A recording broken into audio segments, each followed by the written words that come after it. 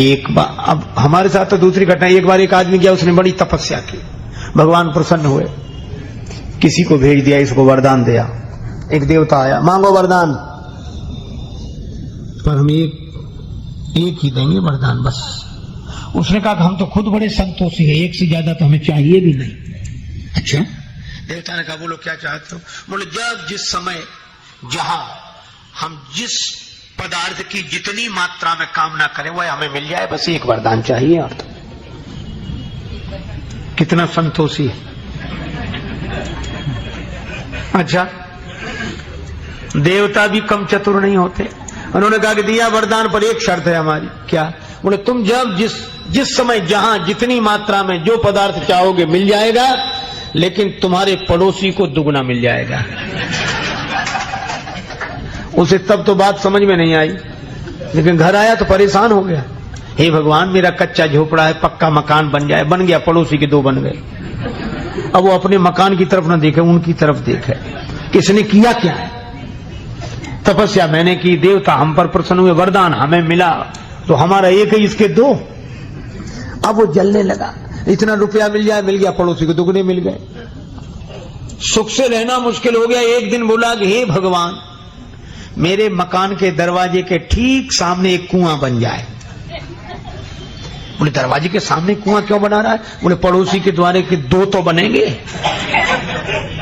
और इतने पर भी उसकी ईर्ष्या शांत नहीं हुई। बोला भगवान, मेरी एक आंख फूट जाए। बोले अपनी एक आंख काहे फूटता? पड़ोसी की तो दोनों फूटेंगे, दो कुएं किसी न किसी में तो गिरेगा। यह हाल है। इसीलिए सज्जन कौन? जो दूसरे को खुश देखकर खुश हो, दूसरे को सुखी देखकर सुखी हो। ये संत का लक्षण है, भक्त का लक्षण है। पर दुख दुख, सुख सुख देखे पर। श्री राम वृंदावन में ही बड़ा भारी संत भंडारा का आयोजन। तुलसीदास जी को कोई निमंत्रण नहीं मिला, पर पैदल पैदल अयोध्या से चले, वृंदावन भंडारे में जाएंगे। सीताराम सीताराम करते हुए आए। वृंदावन में जब आए, श्री नाभादास जी के यहाँ भंडारा था।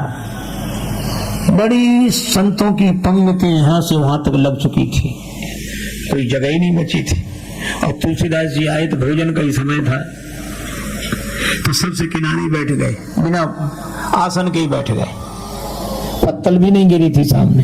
खीर परोसने वाला आया, बाबा तुम्हारे आगे तो पत्तल दोनों नहीं है, किस पात्र में हम ये खीर परोसें? तुलसीदास जी ने बगल में संतों के जूते पड़े थे, संतों की पनही उठा ली और वो पनही सामने करके बोले इसमें परोस दो। खीर परोसने वाला कांप गया। संत की पनही में खीर परसवा कर खा लेना चाहते हैं। वो दौड़ा दौड़ा नाभादास जी के पास गया कि एक संत हैं, वो संत की जूती उठाकर कहते इसमें खीर परोस दो। नाभादास जी ने जो वहीं से सुना तो उन्होंने वहीं से कहा कि यह तो जिसमें इतनी विनम्रता हो, यह तो हमारे संत श्री तुलसीदास जी ही होंगे। और आकर तुलसीदास जी को हृदय से लगा लिया और कहा कि बाबा आपका स्थान यह नहीं, आपके लिए जगह खाली है। 108 संतों की पंक्ति हुई, पर सुमेरु का पद तो अभी खाली है। और तुलसीदास जी को सुमेरु पद पर बिठाया। यह गुरुदेव की कृपा, भगवान की कृपा। किसी ने पानी से पूछा कि पानी, तुम लोहे के टुकड़े को डुबा देते हो, पत्थर के टुकड़े को डुबा देते हो, पर लकड़ी को नहीं डुबाते। बड़े बड़े वृक्ष नदियों में बहते रहते हैं, पर नदियां वृक्ष को डुबाती नहीं है। कारण क्या है? जल नहीं घोरत काठ को, कहो कहां की प्रीति। जल ने उत्तर दिया, अपनों सींचो जान के, यही बड़न की भी। जल कहता है जिसको सींचकर हमने वृक्ष बनाया, उसको अगर डुबा देंगे तो हमारा बड़प्पन क्या रहेगा। और जल की तो ये महानता, और लकड़ी की नीच वृत्ति देखो। जिसने सींच कर बड़ा किया उसी के सिर पे चढ़ के चलती है, जल को डुबाकर चलती है। जिसने सींच कर बड़ा किया उसी के सिर पे चढ़ती। तुलसीदास जी कहते हैं लकड़ी जैसे जल के सिर के ऊपर चढ़कर चलती है, वैसे नीच हम हैं।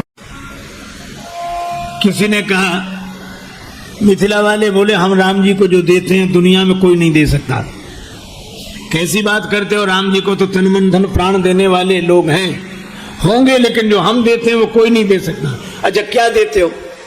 मिथिला वाले कहते हम तो राम जी को गाली देते हैं। है किसी की हिम्मत जो राम जी को गाली दे? मिथिला वाले कहते हम गाली देते हैं। अवधवासी विनोद में कहते कि ठीक है, जिसके पास जो होगा वही तो देगा। काहे करते अभिमान रघुवर राम लला, काहे करते अभिमान रघुवर राम लला, काहे करते अभिमान रघुवर राम लला, काहे करते अभिमान रघुवर राम लला, काहे करते अभिमान रघुवर राम लला। गाली सुनो पहली, राम जी आप अपने मन में अभिमान न करना कि आप बहुत बड़े हैं। बड़े जतन के बाद पुत्र बनी नृप दशरथ गृह आए, किंतु जनकपुर समाचार सुन आ गए बिना बुलाए। जनकपुर में तो बिना बुलाए आए हैं, बिना बुलाए। लक्ष्मण जी भी जानते हैं कि चिट्ठी नहीं गई थी। लक्ष्मण जी ने धीरे से कहा कि ऐसा तो नहीं हो सकता कि बिना बुलाए आए। सखियां बोली पास में ही तो बैठे, पूछ लो चिट्ठी गई थी। अब ये बात तो लक्ष्मण जी भी जानते कि चिट्ठी नहीं गई थी। उन्होंने कहा कि नहीं गई थी चिट्ठी। सखियां बोली अगर राम जी कह दें कि चिट्ठी गई थी तो हम मान लेंगे। लक्ष्मण जी ने राम जी के हाथ जोड़े, कह दो ना गई थी चिट्ठी। राम जी बोले हम झूठ बोले हमारी बात चली जाएगी। लक्ष्मण जी बोले अगर झूठ बोले तो आपकी बात चली जाएगी, और झूठ नहीं बोले तो हमारी बात चली जाएगी। अब देख लो किसकी बात रखनी है, हमारी या अपनी। भगवान ने कहा मान लो तुम्हारी बात रखने के लिए झूठ बोल भी दें, और कहीं सखियों ने ये पूछा कि चिट्ठी कहाँ है बताओ, तो फिर दूसरा झूठ बोले। तो ऐसी शुरुआत ही क्यों करें कि झूठ बोलना पड़े। सखियां बोली आप लोग आपस में क्या बात कर रहे, चिट्ठी गई थी? श्री राम जी बोले नहीं गई थी चिट्ठी। लक्ष्मण जी ने हाथ जोड़े, जय हो आपकी। इतना भी झूठ नहीं बोल सकते। कौन से गुरु जी के पास यज्ञ में बैठे थे, शादी विवाह का मामला है, हंसी मजाक में थोड़ा बोल भी देते झूठ। नहीं गई थी चिट्ठी, काहे को आ गए फिर? लक्ष्मण जी ने पूछा कि प्रभु क्या कह रहे हैं? तो राम जी लक्ष्मण जी की तरफ देखकर बोले नहीं गई थी चिट्ठी। और सखियों से बोले नहीं गई थी चिट्ठी। लक्ष्मण जी तरफ नहीं गई थी चिट्ठी। अरे प्रभु गई थी कि नहीं गई थी? राम जी बोले गई भी थी और नहीं भी गई थी। गई चिट्ठी गई थी गुरु जी के पास, नहीं गई थी हमारे पास। हम तो समाचार सुनी, धनुष यज्ञ सुनि रघुकुल नाथा, हरस चले मुनिवर के साथा। सखियों ने कहा देख लिया बिना बुलाए आए।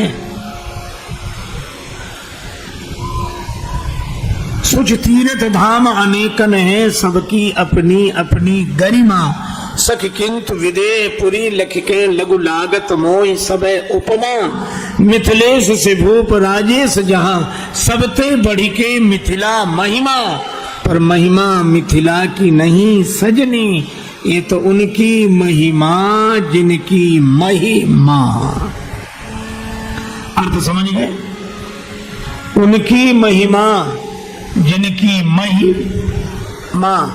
मही माने पृथ्वी, पृथ्वी जिनकी माँ है उन जानकी जी की महिमा है। तो भगवान बिना बुलाए जनकपुर दौड़कर, इसी लोग भक्त लोग निश्चिंत होते। क्या कहते हैं? जानकी जी का जिससे नाता है, जानकी जी का जिससे नाता है, वो भला काहे को घबराता है। करना कुछ भी नहीं कभी,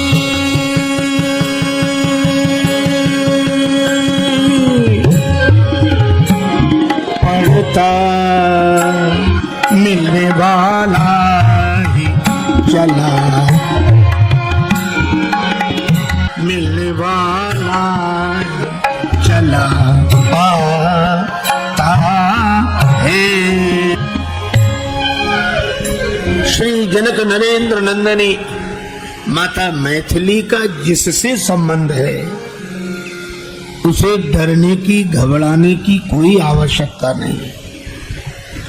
अरे औरों की कौन कहे, जो जानकी माता के चरणों के समर्पित है, भगवान भी उसके पास बिना बुलाए चले आते हैं। जनकपुर में बिना बुलाए आए भगवान, ये भक्ति की महिमा है। मैया राउर मधुर जुगल चरना, बस भीतर बाहर घर द्वारे अंगना, बस भीतर बाहर घर द्वारे अंगना। मैया राउर मधुर जुगल चरना, मैया राउर मधुर जुगल चरना, बस भीतर बाहर घर द्वारे अंगना, बस भीतर बाहर घर द्वारे अंगना। हे जानकी माता, आपके चरण कमलों की ऐसी महिमा है।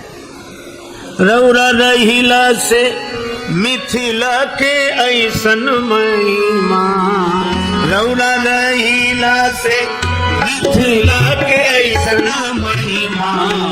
पूरन ब्रह्म कहवले ओहो मलियन के मंगना, पूरन ब्रह्म कहवले हो मलियन के मंगना, पूरन ब्रह्म कहवले हो मलियन के मंगना।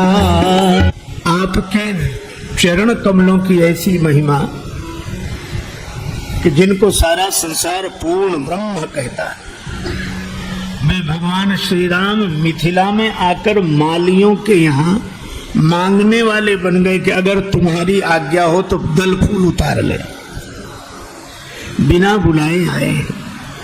यह भक्ति की महिमा है, जानकी माता की महिमा है। ये दो पद जानकी माँ का जिससे नाता है, और ये मैया राउर मधुर जुगल चरना, बड़े हृदय को अभिभूत कर देने वाले पद हैं, हृदय द्रावक पद हैं। और ये दोनों पद हमारे परम आत्मीय परम वंदनीय आचार्य श्री जगदीश पांडे जी की पद रचना है। हम उनको प्रणाम करते हैं।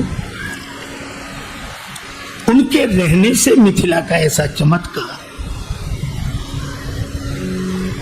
सचमुच भगवान आए, बिना बुलाए आए। यह श्री जानकी माता की महिमा है। तभी श्री तुलसीदास जी महाराज कहते हैं कि जनक जी को पता लगा विश्वामित्र महामुनि आए, विश्वामित्र महामुनि आए, समाचार मिथिलापति पाए।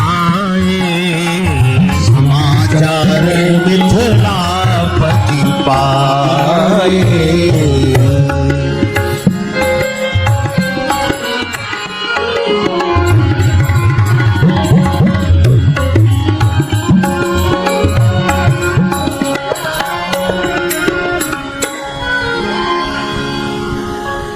विद्वज्जनों को साथ में लेकर महाराज विदेहराज पधारे विश्वामित्र जी के पास।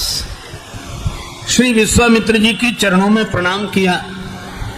कुशल मंगल की चर्चा भी हो ही नहीं थी, तभी ते ही अवसर आए दो भाई, ते ही अवसर आए दो भाई, गए रही देखन फुलवाई,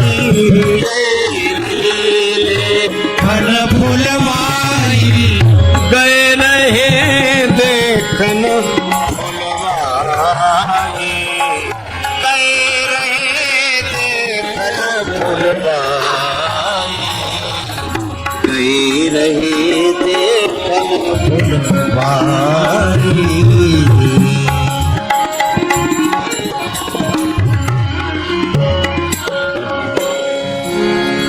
उसी समय दोनों भाइयों का पदार्पण हुआ। श्री राघवेंद्र, श्री लक्ष्मण और उन दोनों के विश्व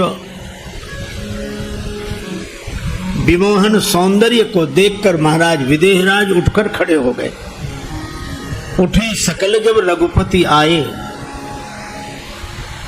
शिष्टाचार के अनुरूप आचरण नहीं लगता। किसी बालक को देखकर कोई वृद्ध उसके स्वागत में खड़ा हो जाए, पर यह सामान्य बात नहीं है, अलौकिक बात है।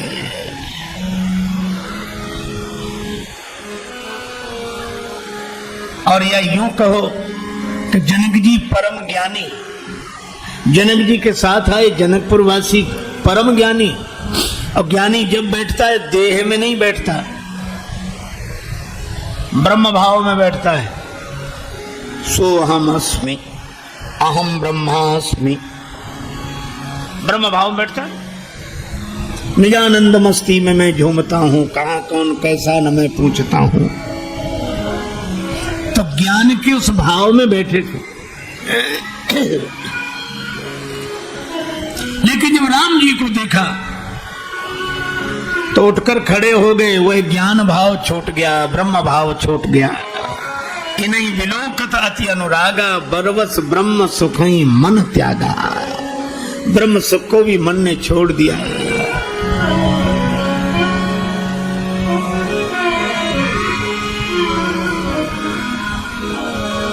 अनुपमेय रूप सखी सोहत, मनमोहत मुस्कनिया, लागी लगनिया, कहा बस में अब तो इन्हीं की बन के रहूंगी, अब तो इन्हीं की बन के रहूंगी, चाहे कछु कहे दुनिया।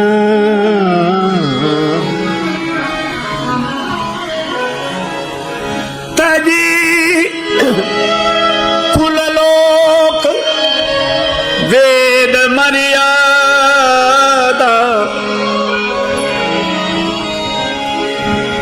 भैराजेश दिवनिया, लागे लगनिया, कहा बस मेरो लागे लगनिया, लागे लगनिया, कहा बस मेरो लागे लगनिया, कहा बस मेरो लागे लगनिया।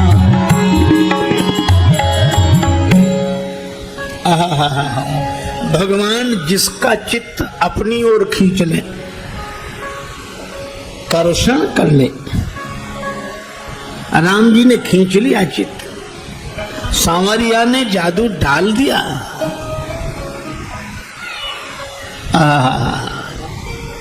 श्री ब्रज धाम में एक व्यक्ति आंख बंद किए बैठा, कमर सीधी कर आंख बंद किए। एक ब्रज रस रसिक ब्रजवासी निकले, बाबा दंडोत, क्या कर रहे हो? नेत्र खोले, बाधा मत पहुंचाओ, मैं ब्रह्म चिंतन कर रहा हूं, आत्मचिंतन कर रहा हूं। ब्रजवासी ने कहा कि सब जगह आंख मूंदने का फल तो वृंदावन का दर्शन है, तुम वृंदावन में भी आंख मूंद रहे हो। मैंने कहा ना बाधा मत पहुंचाओ, हम ब्रह्म चिंतन। हाँ कर तो रहे करो। आंख बंद किए ही रहना, आंख खोलना नहीं।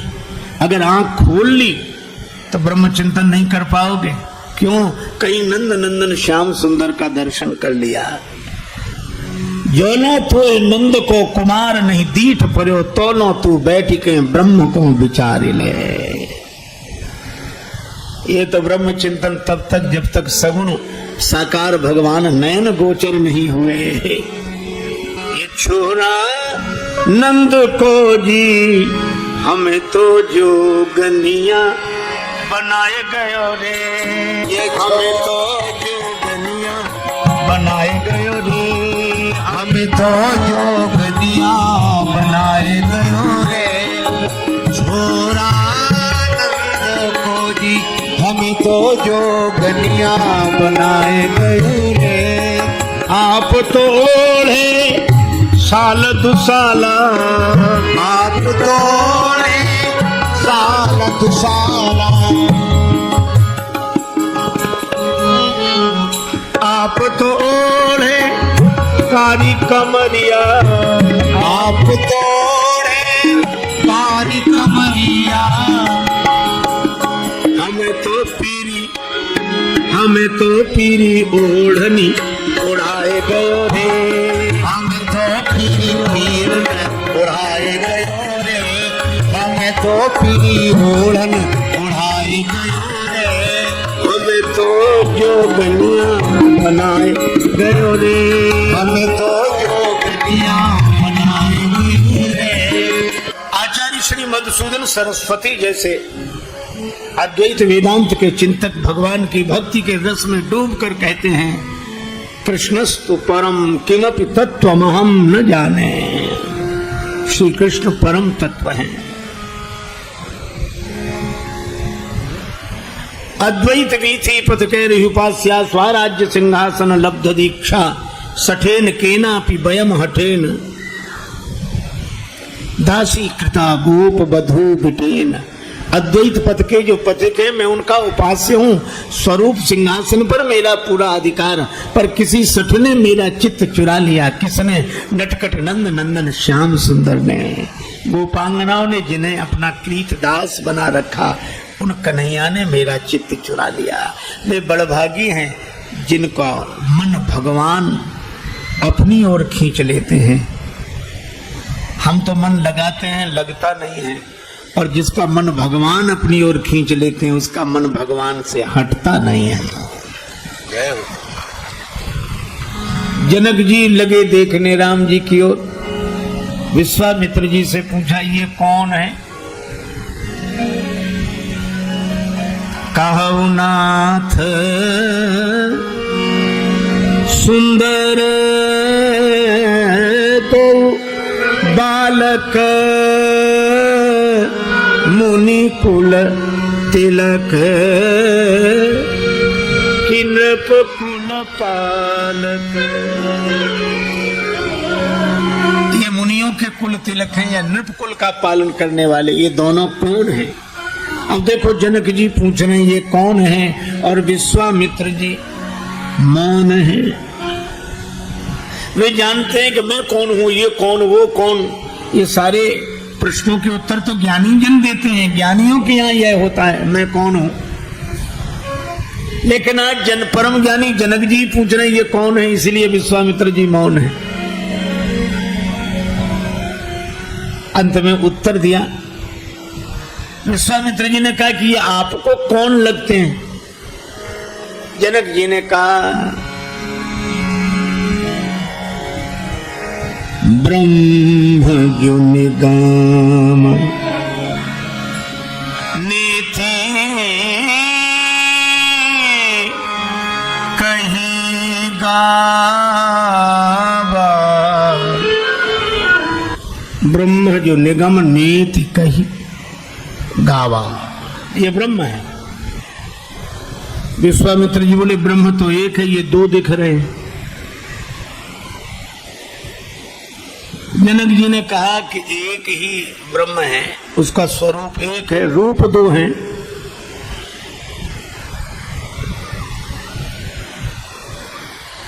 पर ब्रह्म तो इंद्रियों का विषय नहीं है, ये तो आंखों से दिख रहे हैं। जनक जी ने कहा इसका यह अर्थ नहीं कि इंद्रियों का विषय नहीं है, इसका अर्थ यह है कि इंद्रियां ब्रह्म तक नहीं पहुंच सकती, उसे अपना विषय नहीं बना सकती, लेकिन ब्रह्म तो इंद्रियों तक पहुंच सकता है। आंखें इन तक नहीं पहुंची, यही आंखों तक पहुंचे। अक्ल इन तक नहीं पहुंचती, यही अक्ल तक पहुंचते हैं। अक्ल उस तक नहीं पहुंची, वही पहुंचा अक्ल तक है। मुझे मुर्शिद के इस तर्जे बयां की याद आती है, ये वही है। अब जहां मिल जाए तो ज्ञानी, वहां सगुण भगवान को बड़ी परेशानी,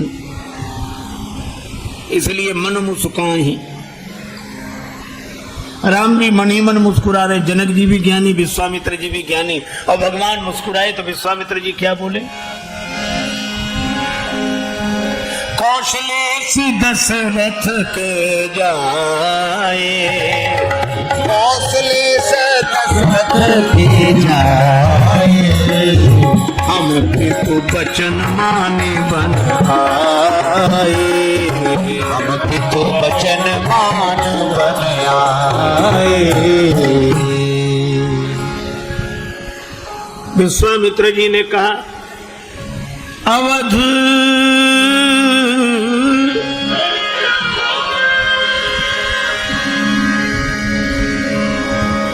मम हित लागे नरेश पठाए।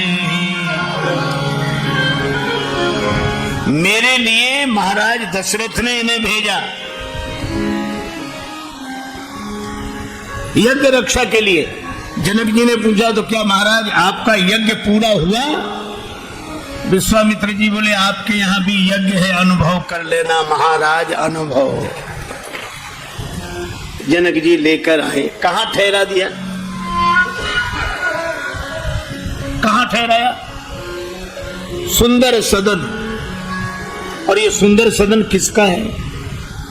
सिय निवास सुंदर सदन, श्री सीता जी का निवास स्थल है, इसका नाम है सुंदर सदन। जनक जी ने श्री जानकी जी से कहा कि बेटी तुम हमारे महल में रहो, ये भवन खाली कर दो, इसमें भगवान ठहर जाएं। कितना बढ़िया भाव है, भक्ति के भवन में भगवान ठहर जाएं और भक्ति हमारे मन मंदिर में आकर ठहर जाए, यही जीवन की सार्थकता है।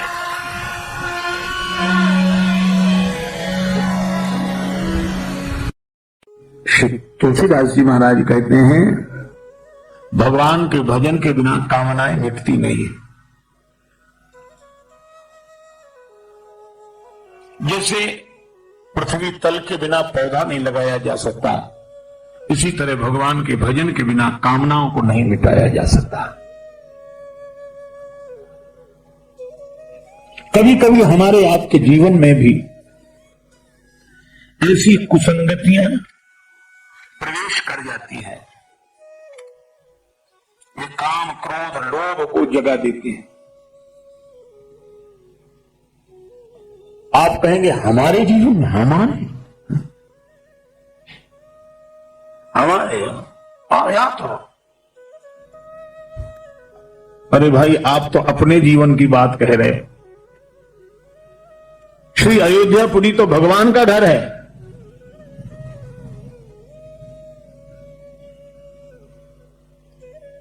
श्री हनुमान जी आ रहे थे पहाड़ लेकर अयोध्या पर से निकले श्री भरत जी ने सोचा ये पहाड़ कहीं अयोध्या पर न गिरा दें, बिना फल का बाण चला दिया।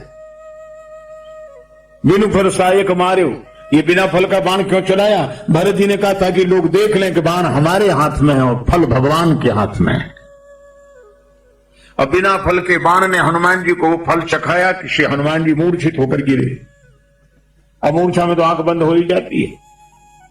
श्री भरत जी ने सुना कि राम राम कर रहे हैं। श्री भरत जी ने कहा गलती मुझसे हो गई, आप राम जी की सेवा में लगे हुए थे, मैंने बाण मारकर आपको नीचे गिरा दिया।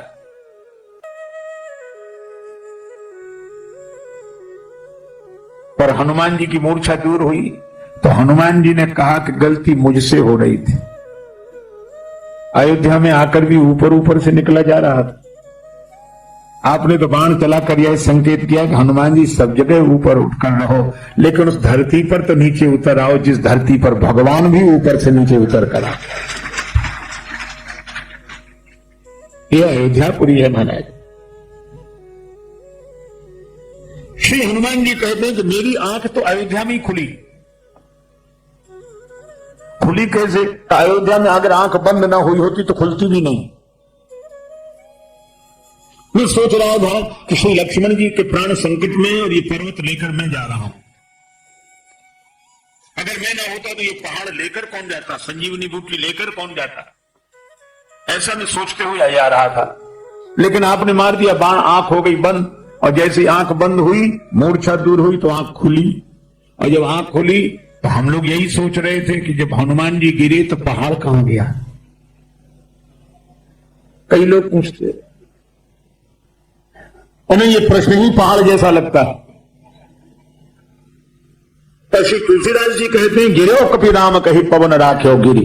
हनुमान जी राम कहकर गिरे और पवन देव ने पर्वत संभाल लिया।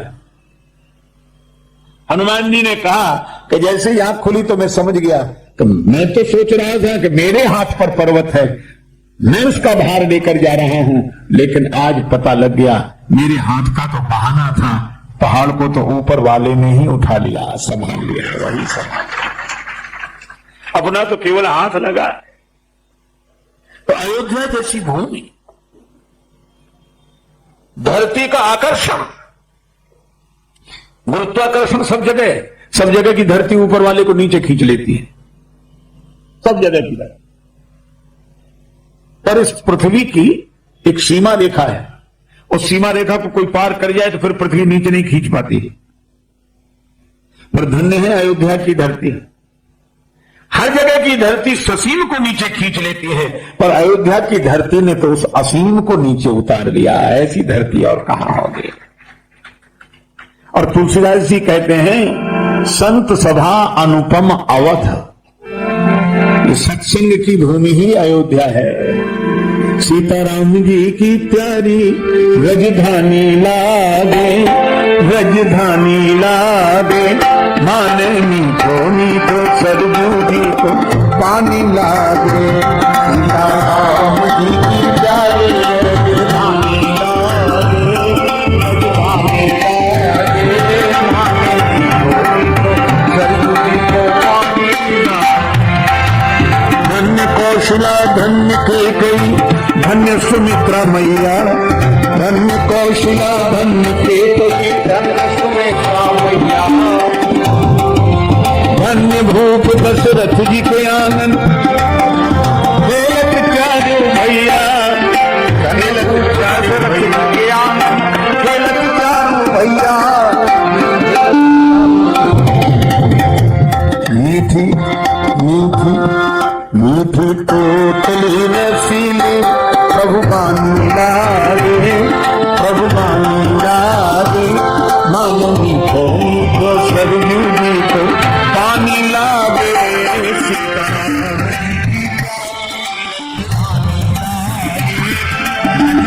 लागे, मानो मीठो सरयू जी को पानी लागे।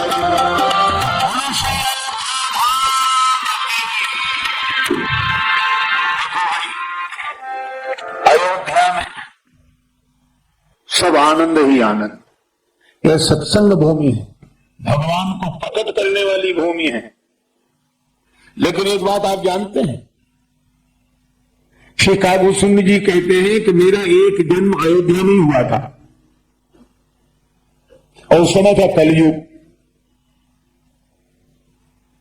कलयुग कौशलपुर जाई, तो युग का प्रभाव तो सब जगह दिखाई देता है। श्रीमद् भागवतकार कहते हैं अयम तु युग धर्मो ही वर्तते कस्य दूषणम। ये युग का धर्म है, इसमें किसी का कोई दोष नहीं।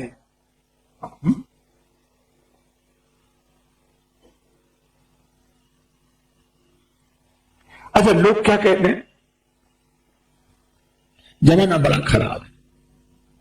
अक्सर हमें मिलते हैं लोग, इन महापुरुषों से पूछे जो मिलता, जमाना बहुत खराब है, जमाना बहुत खराब है। हम कहते भैया हो गया, आप राम राम करो। नहीं, जमाना बहुत खराब है, जमाना बहुत। अरे तो राम राम तो करो, जमाना बहुत खराब है। बस एक ही बात। जब सुनते सुनते उब गए कि जमाना बहुत खराब है, तो हमने उनसे निवेदन किया कि आप हमें बता दो जमाना कब अच्छा था। हर बीता हुआ युग व्यक्ति को अच्छा लगने लगता है। जमाना क्यों खराब बोला? आज तो कलयुग है, कलयुग। कलयुग में गलत लोग होते हैं। हमने कहा आप हमें एक बात बताओ, ये हिरण्याक्ष हिरण्यकश्यप कलयुग में हुए थे? ये सतयुग में हुए, भगवान हरि के समय। रावण कुंभकर्ण मेघनाद ये कलयुग में नहीं हुए, त्रेता में हुए। कंस शिशुपाल दंतवक्र ये सब द्वापर में हुए। तो एक बात हमें समझ में नहीं आती, जब सतयुग में हिरण्याक्ष हिरण्यकश्यप हो सकते हैं, त्रेता में रावण कुंभकर्ण मेघनाद हो सकते हैं, द्वापर में कंस शिशुपाल दंतवक्र इत्यादि राक्षस हो सकते हैं, तो कलयुग में ध्रुव प्रहलाद विभीषण क्यों नहीं हो सकते?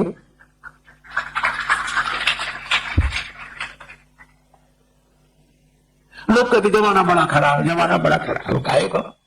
समय समय पर होता है, समय समय की बात। किसी समय का दिन बड़ा, किसी समय की रात। कभी दिन बड़ा, कभी रात बड़ी।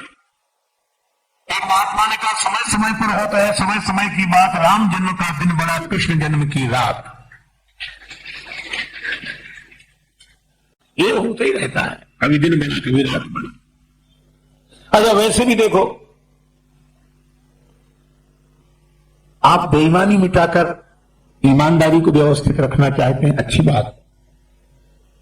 लेकिन ईमानदारी उसी दिन समाप्त हो जाएगी जिस दिन बेईमानी समाप्त हो जाएगी। बेईमानी के कारण ही तो ईमानदारी दिख रही है। ब्लैक बोर्ड पर ही खड़िया का लिखा हुआ दिखाई देता है।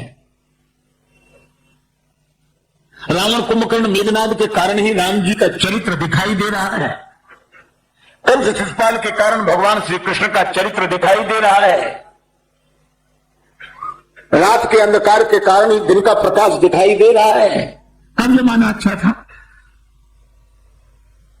अच्छा, हम इस पर विचार नहीं। जमाना बहुत खराब है, जमाना बहुत खराब है, जमाना बहुत खराब। इसलिए जमाना खराब है, खराब करके काहे को दिमाग खराब करके राम राम करो, इसी में भला है।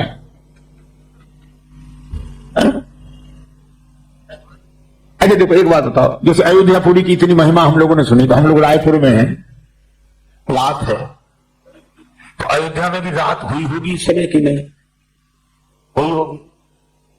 तो जब रात यहां है तो वहां रात है, इसी तरह जब कलयुग यहां है तो वहां भी कलयुग होगा कि नहीं? तो महाराज भयंकर जाड़ा पड़े तो चाहे जितनी वर्दी पहन लो, पर बड़े से बड़े पहलवान को थोड़ी बहुत ठंड तो लगती है। इसलिए कलयुग का प्रभाव अयोध्यापुरी पर पड़ा। अकाल पड़ गया। कागभूषण जी कहते हैं मुझे लगा यानी भगवान बेकार है, तो अयोध्या में मर रहे लोग, तड़प तड़प के मर रहे, ये इन्हीं की रक्षा नहीं कर सकते, सारे संसार की क्या रक्षा करें? पर बात भगवान की महिमा की देख रहे हैं, पर युग का प्रभाव नहीं देख रहे। अच्छा, फिर युग का प्रभाव तो अयोध्यापुरी पर पड़े, ये बात तो समझ में आती है। पर अयोध्यापुरी में तो राम जी के समय में ही, जहां सीताराम जी हैं, जहां श्री लक्ष्मण जी हैं, और उस अयोध्या में, इस सत्संग भूमि में, उस संत सभा की भूमि में उपद्रव शुरू हुआ। उपद्रव शुरू हुआ मंथरा से, और मंथरा से उपद्रव तब शुरू हुआ जब तक भरत जी रहे, मंथरा कुछ नहीं कर सकी। भरत जी तो ननिहाल भेजा, मंथरा का षड्यंत्र शुरू। सावधानी हटी, दुर्घटना घटी। जब तक हम सत्संग से जुड़े रहेंगे, कुसंग हमारा कुछ नहीं कर सकेगा। पर जब हम सत्संग को जीवन से विदा कर देते हैं तो कुसंग सफल हो जाता है। माता कैकेयी के जिस भवन में भरत जी रहते हैं, उसी भवन में मंथरा रहती है, और उसी भवन में भगवान रहते हैं। जीवन की कितनी सुंदर व्याख्या है कि जिस जीवन के भवन में कुमति की मंथरा रहती है, सुमति के भरत रहते हैं, उन्हीं माता कैकेयी के भवन में भगवान रहते हैं, उसी हृदय में भगवान रहते हैं। ये जीवन का दर्शन है। कुमति भी, सुमति भी और भगवान भी। श्री तुलसीदास जी कहते सुमति कुमति सबके ओर रहाई, ये सबके भीतर रहती है। एक बार कुमति ने ब्रह्मा जी से कहा कि पिताजी, क्या हम आपके बनाए हुए नहीं हैं? पर सब लोग सुमति चाहते, हमारी तरफ तो कोई देखता ही नहीं है, क्या हम आपको अच्छे नहीं लगते? ब्रह्मा जी ने कहा अच्छे लगते, ऐसे नहीं, प्रमाण पूर्वक बताओ। ब्रह्मा जी बोले तुम चलकर बताओ। कुमति भी चली आई, सुमति भी गई और आई। ब्रह्मा जी बोले फैसला हो गया। क्या फैसला हुआ? तो कुमति तुम भी अच्छी लगती हो, सुमति तुम भी अच्छी लगती हो, लेकिन सुमति तुम आते हुए अच्छी लगती हो, और कुमति तुम जाते हुए अच्छी लगती हो। अच्छी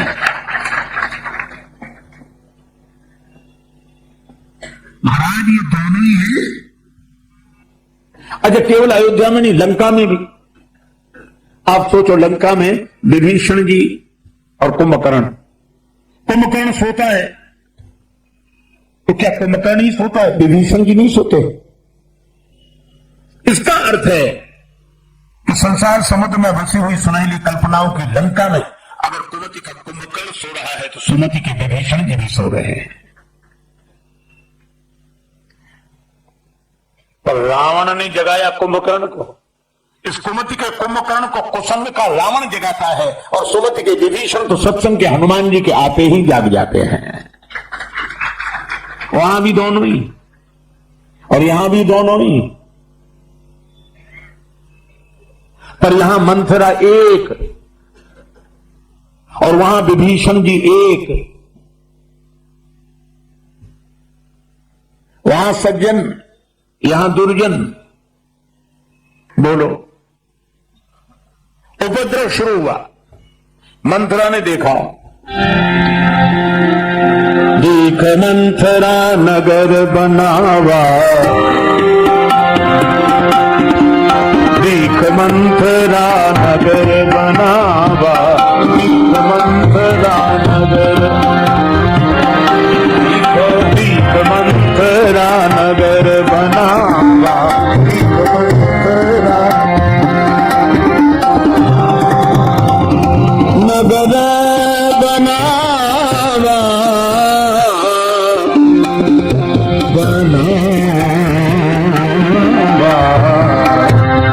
नगर बनावा, नगर बनावा, नगर देख मंथरा नगर बनावा।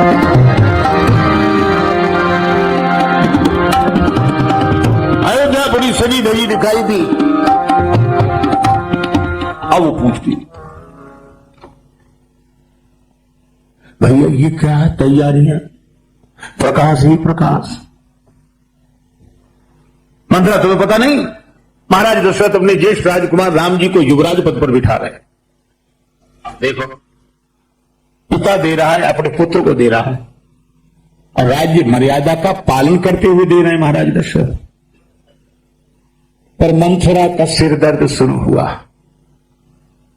वो लोग ऐसे ही होते हैं, वो बीच में बेकार का सिर दर्द लेते हैं। दशरथ जी राम जी को दे रहे हैं, अरे तो बाप बेटे का मामला है, राम जी को न दे, तुम्हें दे दें? नहीं, हमें न दे दें, हमें तो मिल ही नहीं सकता। तो तुम चाहती क्या हो? कि हमें न मिले लेकिन राम जी को भी न मिल पाए, ये गड़बड़ हो ही जाए। कुछ लोग ऐसी हो कि हमें न मिले पर उन्हें भी न मिले। सरस्वती माता ने बुद्धि विकृत कर दी, अब गई, आग लगी इसके हृदय में। राम तिलक सुनि भाव उर दाहू। कैकेयी माता ने पूछा, क्या बात है, आज तो मुस्कुराते हुए नहीं दिख रही है, बोलना क्या बात? तरुण दे ले सासु हे रामा ओ तरुण दे।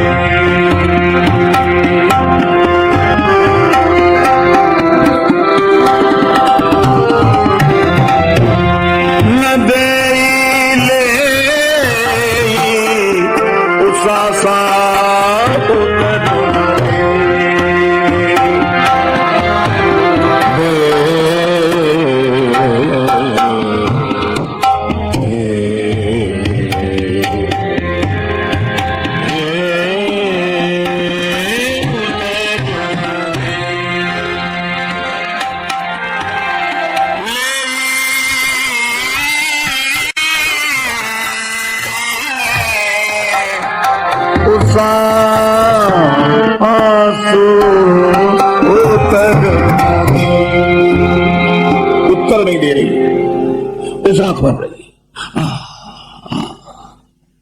अब कैकेयी माता को चिंता है कि बोलती क्यों नहीं है, पर आप जानते हैं मंथरा को टीवी हो गई है। एक मन की टीवी होती है, मन की टीवी जानते हैं, दूसरे का सुख देखकर अपने जी में आग लग जाए, ये मन की टीवी है। एक आदमी बड़ा उदास घर लौटा, पत्नी ने कहा, क्या बात है? जब तुमरो कुछ गिर गयो के काहू कुछ दीन, कारण मोन बताओ तो कैसे मुखे मलिन। सो बोला, ना हमरो कुछ गिर गयो ना काहू कुछ दीन, फिर देतन देखो और को याते मुखे मलिन।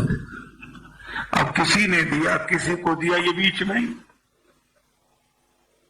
मंत्रा बोल रही, सांस भर रही।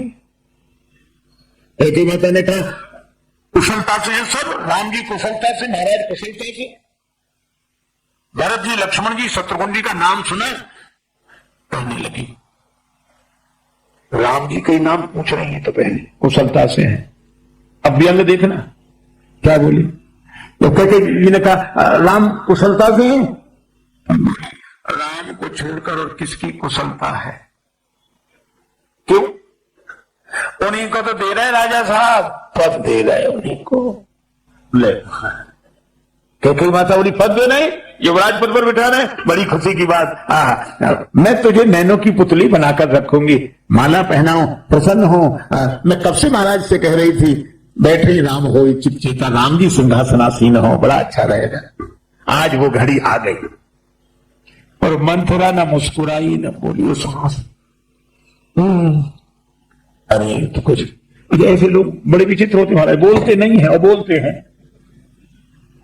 कैकेयी माता पूछ रही, जल्दी जल्दी बता क्या बात है। अब वो सांस, हाँ,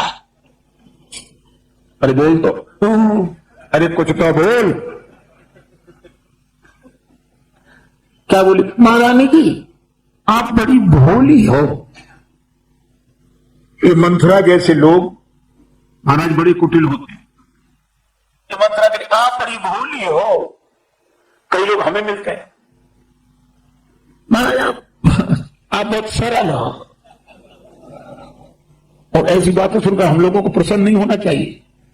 वो ये नहीं कह रहे कि आप बहुत सरल हो, वो सीधे सीधे कह रहे कि आप बहुत मूर्ख हो। महारानी जी आप बड़ी भोली हो। महारानी ने कहा, भोलापन क्या है? राम जी आपको आपके बेटे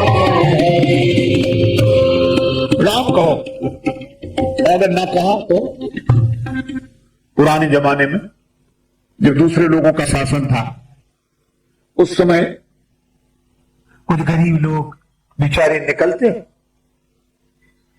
उन्होंने देखा ये अरे साहब चलो, हाँ साहब ये सामान उठाओ, वहां पहुंचाना है। अरे साहब बात नहीं करोगे, जाना है चलो। उसको बोलते थे बेगार, मतलब कुछ मिले नहीं और दिन भर काम करो। अब शासकों का आदेश क्या करें? और अगर उन बेगार में पकड़े जाने वालों में कोई आदमी अपने जमींदार का, मालिक का नाम ले दे, हम उनके आदमी हैं, तो वो लोगों ने छोड़ दिया, इसे जान दो उनका आदमी, जा। श्री तुलसीदास जी कहते हैं यही हालत हमारी है। राम कहा तो चलो, राम कहा तो चलो, क्यों? बोले अपने मालिक का नाम लेते चलो, नहीं तो ऐसे बेगार में पकड़े जाओगे तो छूटे ही नहीं पाओगे। पकड़ेगा कौन? बोलिए संसार, ना ही तो भाव बेगार मा परियो। एक बार गुरु जी जा रहे थे, उनके साथ एक चेला, गुरु शिष्य दोनों आनंदित होते हुए जा रहे, चर्चा करते हुए जा रहे। बरसात के दिन नदी उमड़ घुमड़ कर बह रही, नदी में कम्बल बहता दिखाई दिया। चेला बोला गुरु जी कम्बल बह रहा है। गुरु जी बोले छोड़, ऐसे झंझट में मत पड़ा कर, पता नहीं क्या हो। अरे कब आए गिलास को कोई छोड़ता है महाराज? अरे नहीं रहने दे महाराज, आपकी कृपा से मैं तैरना जानता हूं, आप रुको बस। तुरंत आया हम, तुरंत। गुरु जी बोले तो चला जा। गया कम्बल लेने, तैरते तैरते वहां पहुंचा। वो कम्बल नहीं था, वो भालू था, बहकर आ रहा था। इसने कम्बल समझ के जो पकड़ा, तो भालू इसी के ऊपर